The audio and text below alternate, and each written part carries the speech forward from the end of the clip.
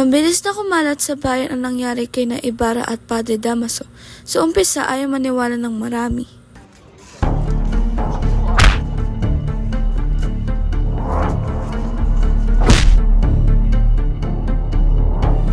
Hindi na siya humingi at liguan ng kanyang mukha na itinuturo. Sumalangit na ako, pero pinabayaran lang niya ang mga utang. Umiyak si Maria Clara. Pinagbuhaan siya ng ama ng pakipagkita kay Ibarra hanggat di ito napapatawad ng mga kura. Ipinatawag sa kumbento si Kapitan Tiago, gayong abalang-abala ito sa paghahanda ng dating ng Kapitan General. Huwag ka umiyak, anak. Hindi sila patatalsikin sa simbahan. Hindi naman namatay si Padre Damaso, hinimatay lang. Ako gagawa ng paraan para makababusot tayo. Parang ano ginawa ng confessionary. Mating si Kapitan Tiago, napabuntong hininga ang kapitan, saka pinahatid ang luha. Totoo ang lahat ng aking kinatatakot. Nawala ang lahat. Inuutos si Padre Damaso na sirain ko ang aking pangako. Kung hindi, paparusahan niya ako sa kabilang buhay. Matapos silang paghintayin, agad silang tinanong ng Kapitang General kung sino sa kanila si Padre Damaso.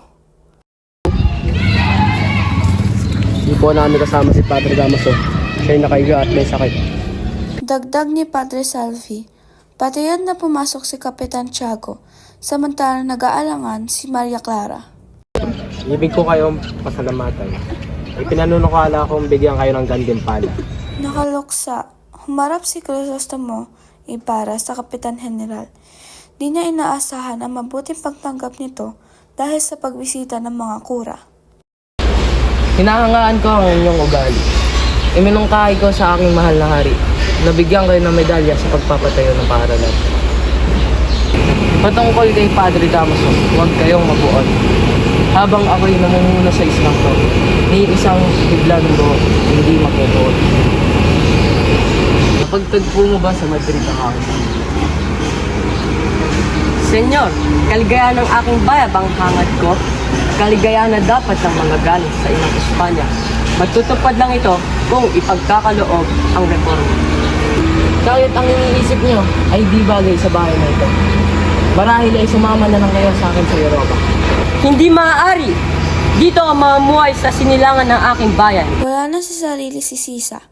Pagharap kay Doña Consolacion, di ito nakitaan ng pagtataka o takot. Nainsulto ang babae na laging pinangingilaan ng mga alila at sundalo. Vamos magkantar ikaw.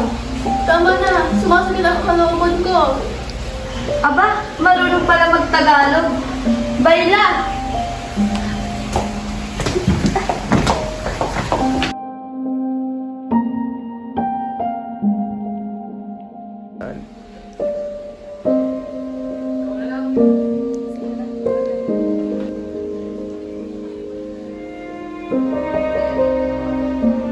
Lahat, sumasayaw ka na.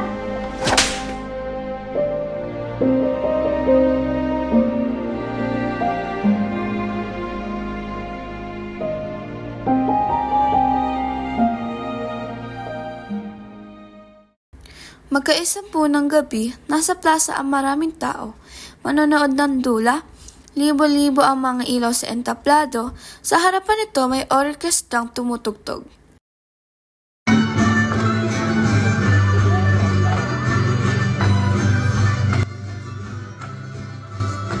Sa gitna ng kasayahan, may sinaksak ang isang Indio at nagkagulo ang paligid. Ano po yung nangyari? May mga alagad na may hawak na pamalo. Sino yung mga musikero dito? Tahimik ang bayan, pero may hilig sa madudugong palabas. Naniniwalang pantay-pantay ang lahat, pero nahangaan ang emperador, hari at prinsipe. Lubhang magulo ang isip ni Ibarra. Kaya sa halip na matulog, nagpunta na lang siya sa kanyang laboratorio.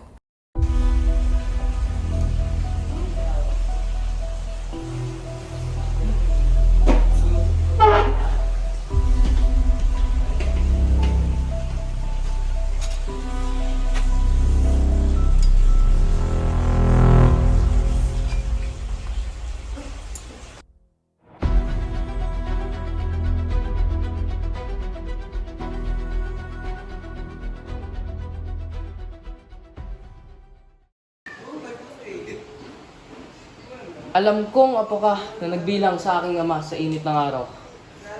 May dugo kang kapareho sa kanya. Sa kabilang mundo'y malungkot sa bahay si Kapitan Tiago.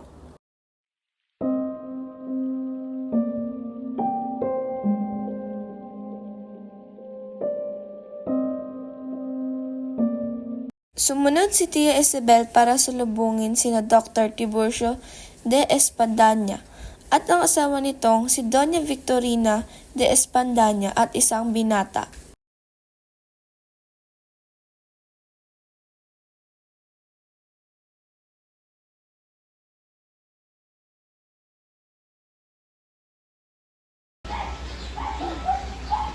Iginakagalak ko ipakilala sa inyo ang aming pinsan na si Don Alfonso Linares. Dapat nakita kayo nung kumakalawa. Nakita niyo sana si General. Kinamusta ni Doña Consolacion si Maria Clara sa kanyang kwarto. Pinakilala ni Tia Isabel ang kanyang pinsan na si Linares kay Padre Damaso, ngunit hindi nakilala ni Padre Damaso agad. Si Kapitan General ba ang hinahanap mo? Pakisabi, hinahanap siya ni Elias. Sige. Okay. Nahanap na ni Elias ang matanda at kanyang kinausap ito. Tago dito sa bahay ko. Ngayon, tinutugis ako parang isang bangis na animal. Sa araw na akala kong may sapat na akong puwersa.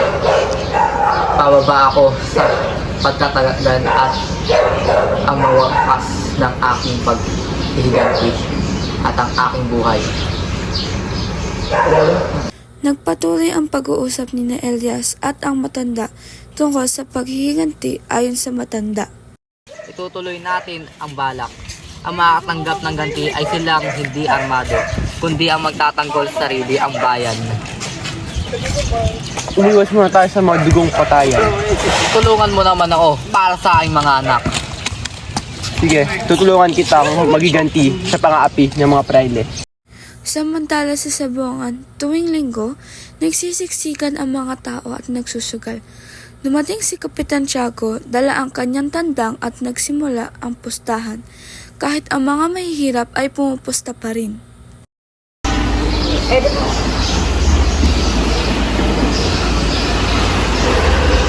Di ba namatay sa araw-araw na palo ng pibil ang inyong mga ama? At gusto niyong magiganti? Sa bawat tao na gustong sumama sa ating ama. Magkita tayo sa sementeryo sa gusto siya ng gabi. Nagkatinginan sina Doña Victorina at Doña Consolacion na naganap na labanan ng mga manok sa sabungan. Huwag kang makipagbate sa isang Alvarez. Pangalagaan mo ang iyong titulo. Nagkasamaan ng tingin at biglang nagsisigawan at nagduraan sila ng masasakit na salita sa isa't isa, si Doña Consolacion at si Doña Victorina. Tumigil kayo. Salamat kayo, hindi ko nakalimutan na babae kayo. Kung hindi ay nasipa ko kayo pati ang inyong kulot at laso.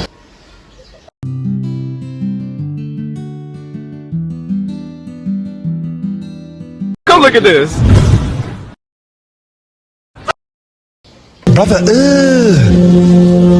what's that?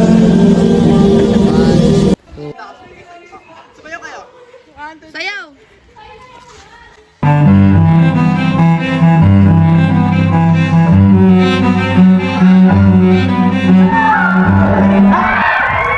Itutuloy natin ang balak. Ang makakatanggap ng ganti ay silang Why to the need?